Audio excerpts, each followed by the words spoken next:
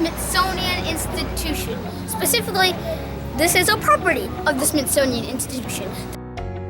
Smithsonian National Air and Space Museum in Washington, D.C. Look at this view. This is called the Space Hall Gallery. That's got a bunch of what seems to be missiles.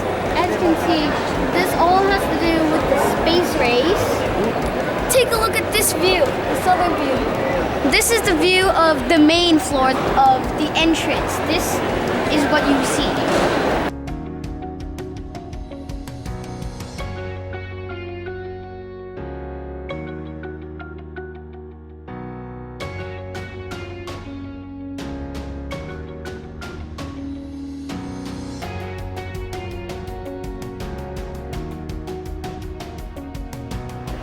Right now we're about to enter into the Skylab Orbital Workshop. This is going to be so much fun. That right there, that's Skylab Orbital Workshop. It'll be interesting. Take a look. So yeah, welcome. This is the Skylab Orbital Workshop. Take a look at this wonderful view outside. Take a look at this wonderful view of the Smithsonian National Air and Space Museum. I'm just going to call this the Smithsonian Museum. I love Smithsonian. It's fun. And here we are.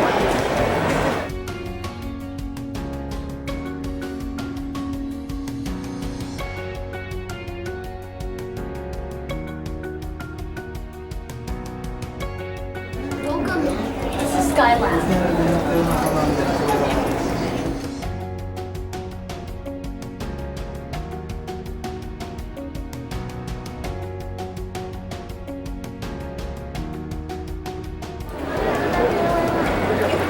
That's the Wright Brothers. The invention of the aerial aid. The Wright Brothers. And here it is. This is Wright. Love this. I love this. Let's go inside here. Okay, so right now, this is the section where they talk about how, the history of the Wright family.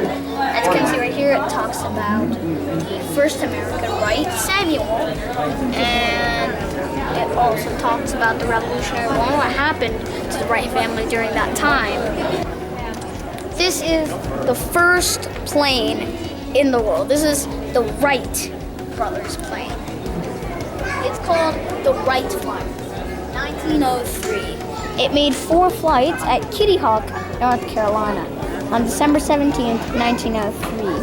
The best, covering 852 feet in 59 seconds, which is great for a 1903.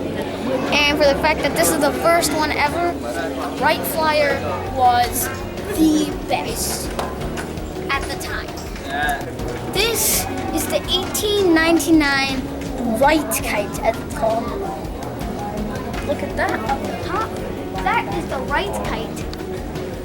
This was the first of a series of experimentational little flying stuff that eventually led to the first powered airplane, which was the Wright Flyer back over there. Take a look at this though. Apparently the only witnesses of the first Wright flight test, Wright kite test, was a bunch of schoolboys who were pretty fascinated with the Wright Brothers, creation. And this is wonderful. And if you come over here for a minute, it turns out they started by realizing wing warping. Wing warping is, as you can see, if the wing on one side of the aircraft met the oncoming flow of air at a greater angle than the opposite wing, guess what happens? It would generate more lift on that side. In response, that wing would rise, causing the aircraft to bank. Banking means turning like that. And so, if the pilot can manipulate the wings in this way, he can maintain balance and turn the aircraft as well, basically making it a full-on powered airplane. Boom, look at that. That is it. The 1903 Wright Flyer reproduction right here. Get another one of these reproductions. This is great. I love it. Right here. This is why the National Air and Space Museum is awesome. I love this. I just love this exhibit. This is Neil Armstrong wearing his A7L lunar spacesuit. This right here is production of that one small step, according to Neil Armstrong, that he made on July 20th, 1969. Take a look at this. It says that's one small step for man, one giant leap for mankind. This right here is the Lockheed 5B Vega of Amelia Earhart. Now, Amelia Earhart, as you see right here, she was one of the most famous flyers in history. She set many different records, so much so as people would call her a record setter for that reason in the aviation industry. And two of these records she has set this Lockheed plane. What were those two?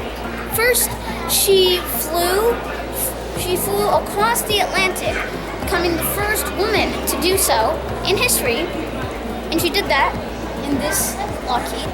And then, after that, she, as you can take a look there, she flew non-stop across the U.S., also becoming the first woman to do so.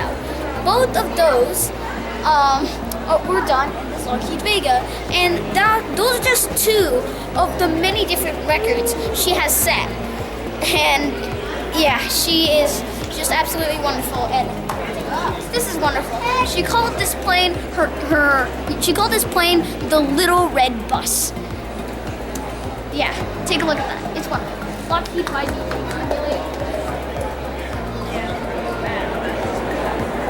That plane right there that you just saw was the Douglas World Cruiser Chicago, which, when piloted by Lovell Smith and Leslie Arnold, this is awesome. They completed the first round-the-world trip on a flight. That journey had lasted 175 days, which is insane. Take a look at this. Lovell Smith, Leslie Arnold, welcome to the Douglas World Cruiser Chicago. It was presented to the Smithsonian Institution and held in the arts portion, where it was kept until the National Air and Space Museum, this museum, was officially inaugurated, and then they moved Chicago from the arts institution to here, where it still resides today. Take a look. That plane is the Fokker T2, as you can see right here. And this, as if you can come here, this plane, when piloted by John McCready and Oakley Kelly, both lieutenants in the U.S. Army, this plane, they both made, as you can see right here, the first non-stop continental U.S. round trip from New York to San Diego.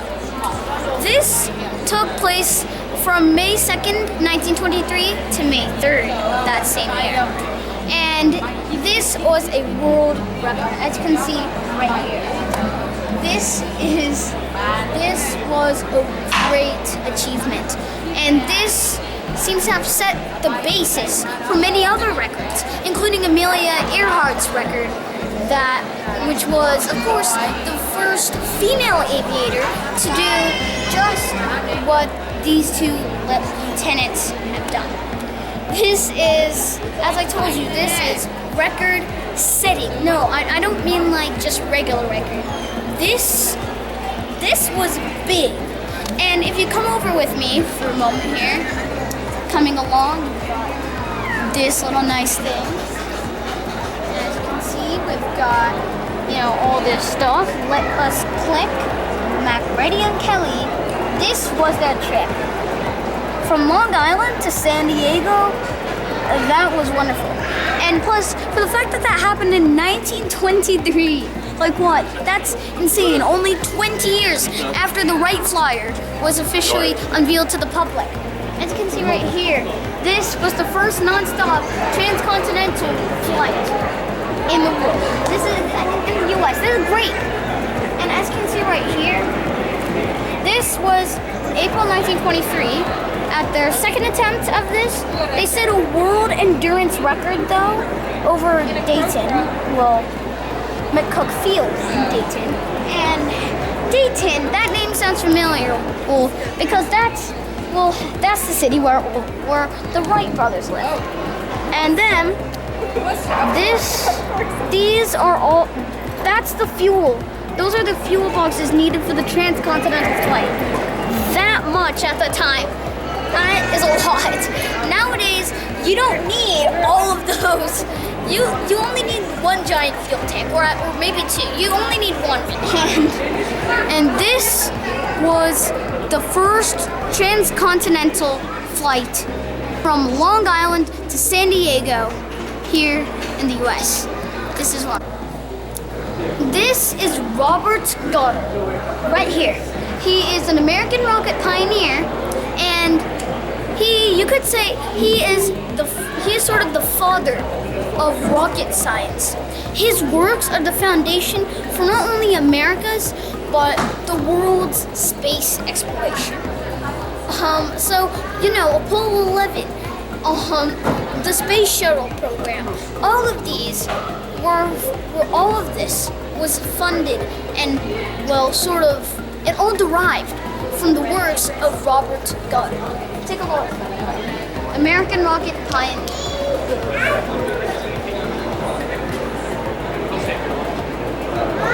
To simple rocket science. So basically, the basic foundation of rocket science starts off with Isaac Newton, because he sort of founded the concept of gravity.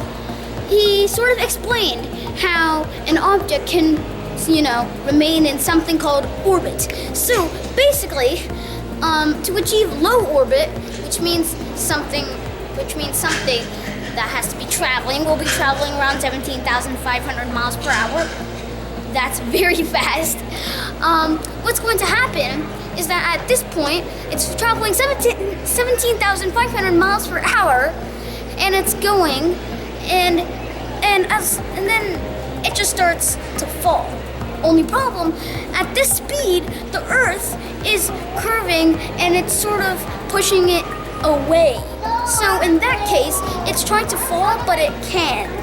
And so this comes around, and basically it tries to fall all the way around the Earth, and yet it's still in the air. It never reaches the ground. This is orbit, when the Earth's curvature is about the same speed as the speed of some object coming towards the Earth. This is going to cause our orbit.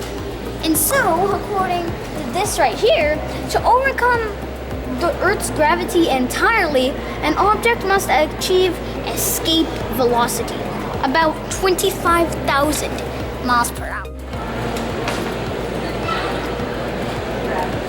That right there is a model of the first hot air balloon that humans used to travel up in the air. This balloon was first flown in Paris, in France, on November 21st, 1783. It's very, very old. I tell you, this is 1783. That's so old. That effectively makes this the first ever manned aerial vehicle, otherwise known as the first object to transport people up in the air. And that was something that had never been done before, or even imagined before. This balloon was designed by the Montgolfier brothers, who were James and Jacques Montgolfier. It was piloted by two French noblemen, and the entire thing was a success. And during their 25-minute trip above the air, guess what? They reached an altitude of about 2,000 to 3,000 feet, or 600 to 900 meters. That is so good for the first ever manned aerial vehicle, the first object to transport people in the air.